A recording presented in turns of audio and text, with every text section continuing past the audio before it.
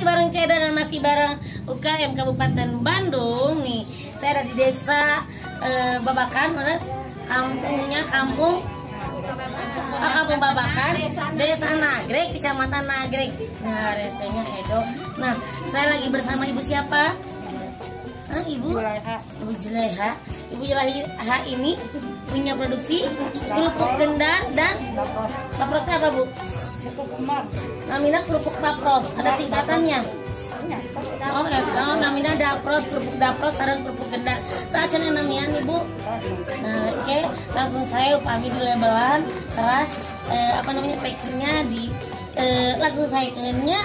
Tapi yang pasti walaupun belum ada kemasan yang lebih bagus atau misalkan merek, ini kerupuk pasti rawas pisan ngepros, nyambunya renyah, garing. Kedari poe dari itu ieu nuangna kedari poe langsung digoreng aja pasti balareka.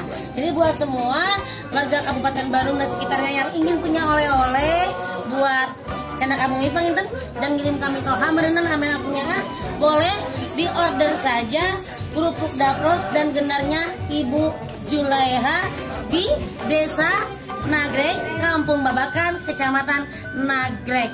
Dijamin rawasna Edo.